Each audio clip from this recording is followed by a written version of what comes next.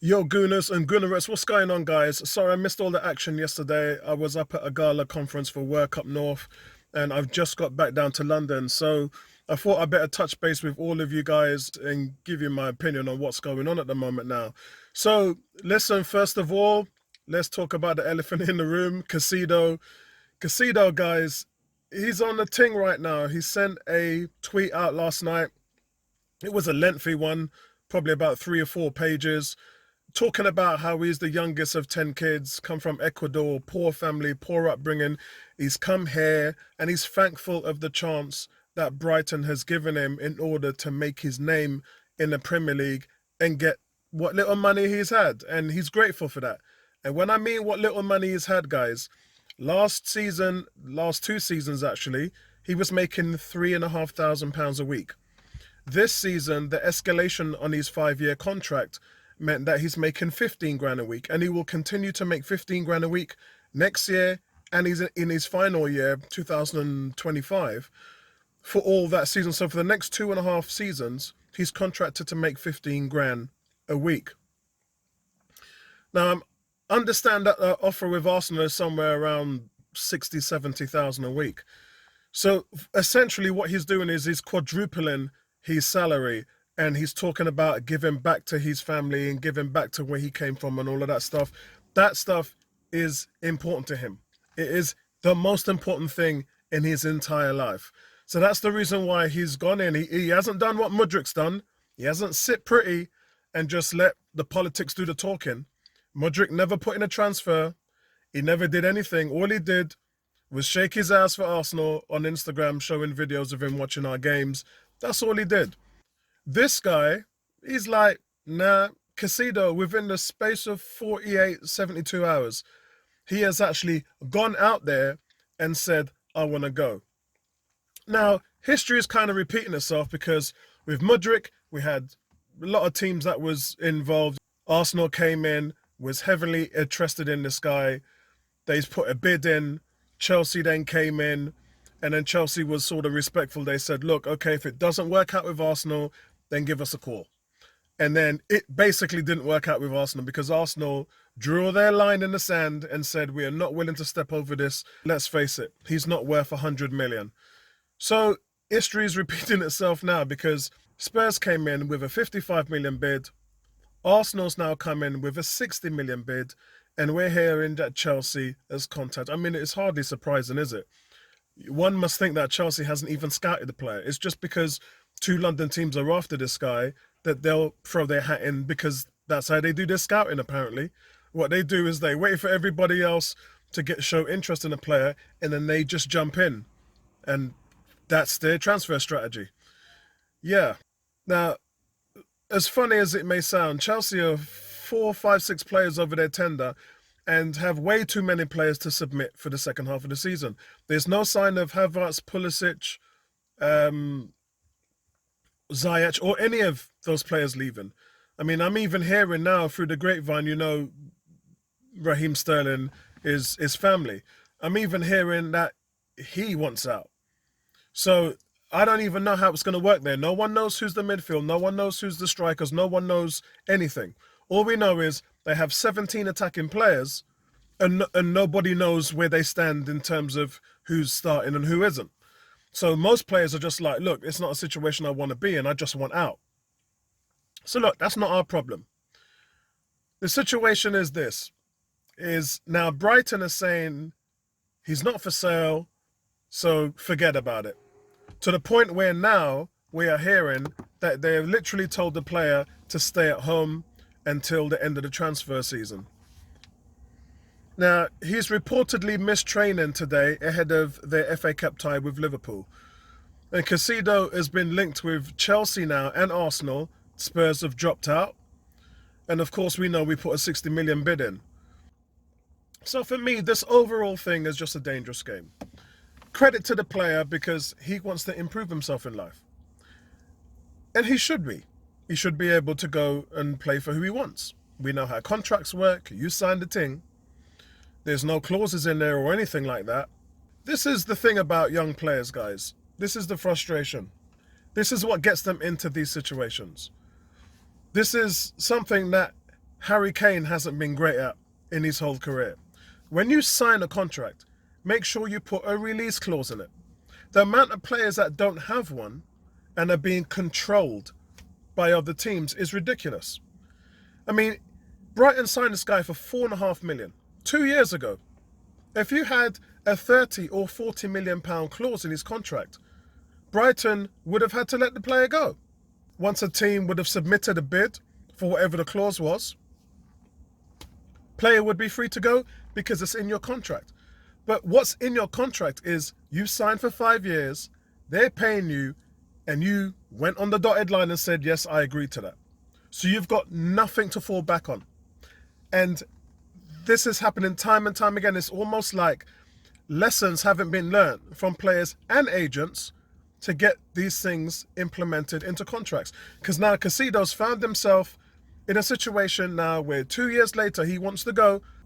And look, who wouldn't want to go and play for a team who's 5 points ahead at the top of the division with a game in hand, and knowing that you are Thomas Partey's successor?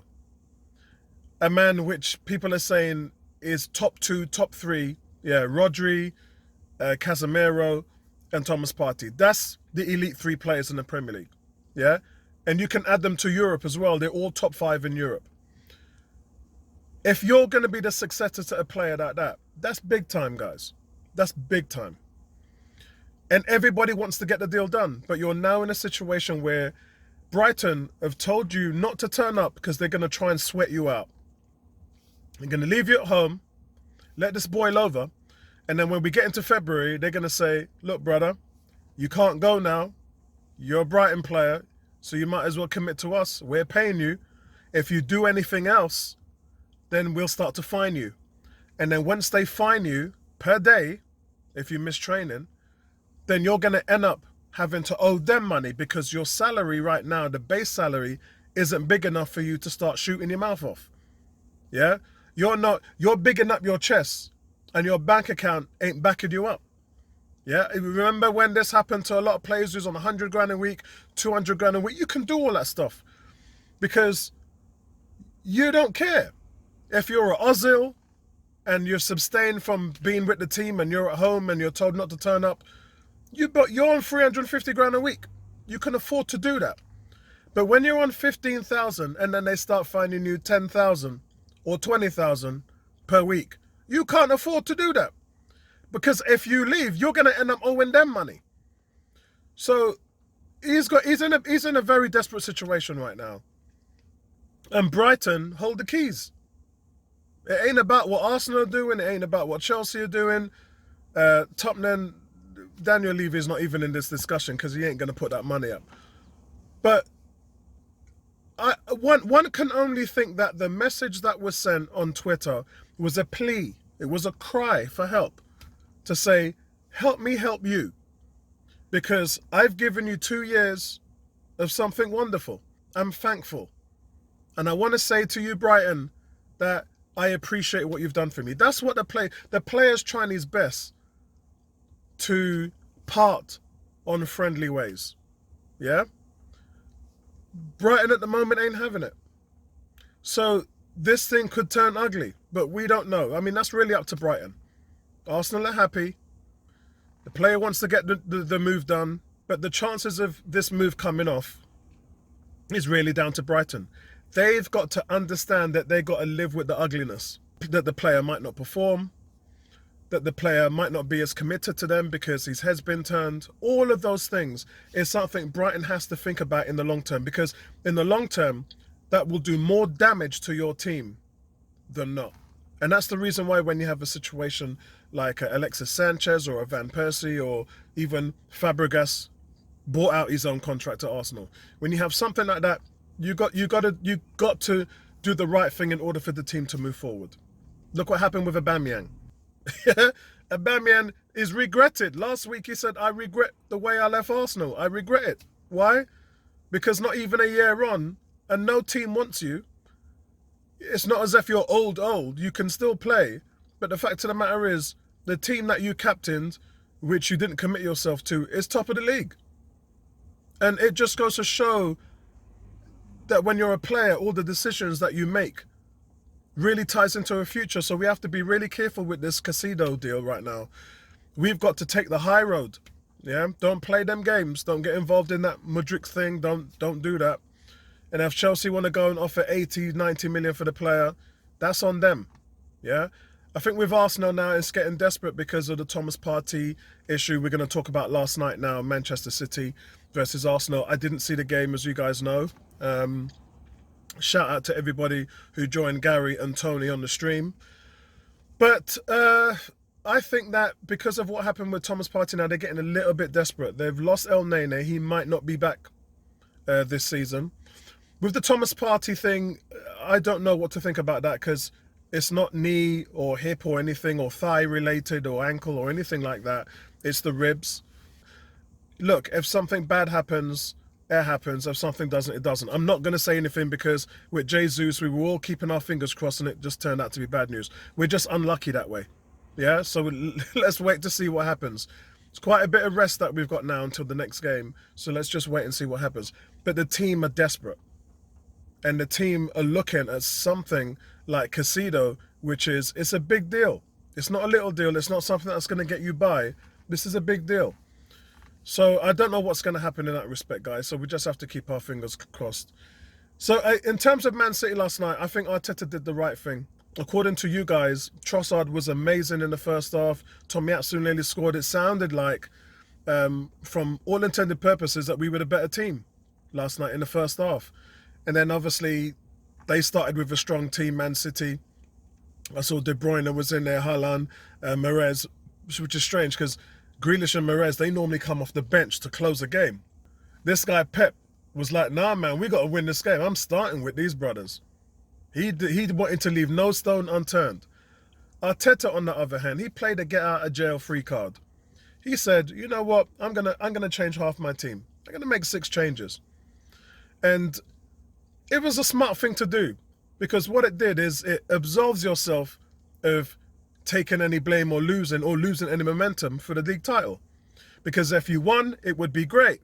We won and we changed the team and still came away with a victory. But if Arteta lost, which he did, he'd be like, oh, well, you know, had to rest some players. That's just the nature of the beast. We didn't have our full team. And so that's a fair account. And it is. And so Arteta has taken the high road in this one. And all the power to him. Because right now, when you play them in the league again, apart from Man City's goalkeeper, they really haven't changed the team that much. So it's pretty much going to be the same team. Whereas with Arsenal, they're going to invite half a team back, and then that's going to be a completely different momentum. So I can't wait to see what happens in the league game. We're all kind of waiting for it, like it's a passing of the torch or something. But in the end, it doesn't really mean anything because Arsenal have the game in hand. I mean, they could still essentially be 5 points ahead, even if they lose to Man City. And then, as I said before, Man City have got a trailer load of games to play, and they're not going to win all of them. So it's just we have to wait to see this thing play out. But yeah, so I'm not bothered about the result last night at all. It's just like one less thing that we have to worry about with a thin squad, although the squad is improving. And within the next 4 or 5 weeks, Jesus is going to come back. Yeah, Arteta joked and said, Jesus, if it was down to him, he'd come back tomorrow. That's how eager he is. That's how hard he's working to come back. I myself said that he'll probably be back in 3 or 4 weeks. I said to you guys, it won't be March. I said it would be February, it'd be end of February. And I stand by that, yeah? So we'll have to wait and see who's right. Also, another thing that was bothering me last night, did you guys see after the game what happened with Zinchenko and a couple of the other players like Rodri and that? What was that all about? It was almost like hugging and congratulating and bantering with players to the point where Zinchenko wanted to knock somebody out. I was like, hold on a second. It was like, I didn't get it. I didn't understand it. It almost looked like he was going to fight 2 players. And then he was with hugs with them. It was just like, what on earth is going on there? Very strange. Very, very strange. I could understand the players from Man City sort of missing him and, you know, because he was a big thing up there. He was one of the top voices at Man City. So I can understand them missing him. But I think some of it was a little bit of jealousy from the Man City players. The fact that he's left and he's gone to a team and they're beating Man City in the league. That's where I thought that the frustration from some of the Man City players was coming from. But I think Rodri was there to cool it down a little bit and sort of, more experienced heads prevailed. And it was more of a, congratulations, bro, you're doing really well. But the whole thing looked weird. The whole thing looked so out of character. I mean, I don't even know. No one's talking about it as well. So this isn't anything we've seen on Sky Sports or anything like that, or BBC. No one's talking about it. But I saw the clips and I was like, that can't be right. That's really weird. Yeah, I don't know. It's surprising. I don't know. But what it does show you guys is how much these Man City players have been wounded up behind the scenes. Could you imagine the conversation that Pep's having with them at halftime or in the week when they're at training? They're rocked. That scene showed me that they're rocked. Man City are rocked. What Arsenal have done to them, guys, is they've just shook them up. They're rocked. And that's the reason why, if I was Zinchenko, I would have maybe tried to calm down a little bit and not show that you're losing your rag. But man looked like he was ready to knock somebody out. So listen, I just thought I'd mention that. But also I will say congratulations to Martinelli as well, signing a new 4.5-year extension. That's 1 down and 2 to go. I did say to you guys, remember when I was having a conversation with the rest of the 101 panel, and they were saying, yeah, in January I want to sign this and I want to sign that, I want to get this player, get that player. And I was like, whoa, guys, whoa. We've got Saka, Martinelli, and Saliba, who ain't signed a thing. And a couple of them after this summer would have 1 year left on their contract. The priority is to sign those guys back. So I'm really like the fact that we're starting to not just only bring in players, but we're also working on that as well. And Arsenal have been quite smart with this thing, guys. Credit to them. I know some of you lot always complaining, like some of you guys are never happy. But the bottom line is they never got the wool pulled over their eyes with Modric. And they're taking their time and they're building up the squad. I really do like Trossard. I mean, I wasn't in the Trossard in the beginning. Yeah, fair enough with that. But since he's come and sort of played a little bit and shown his mettle, I like where he was at, and he only turned 28 last month. Remember that, guys? Yeah, his birthday is in December, so he's only just turned 28. So congratulations, Martinelli's done. 2 more to go. Time to move on. But let's see how this goes, guys. We're gonna do a deadline on Tuesday. We're gonna get involved with you guys and do a deadline. Probably be 10 o'clock at night or something like that. And then we'll see how that goes over the bar to see if Arsenal were able to get anybody over the line on the last day. So that's going to happen. But I'll catch up with you guys outside of that, man. I hope you enjoy your weekends and catch up with you later, man. Peace out. Right back at you.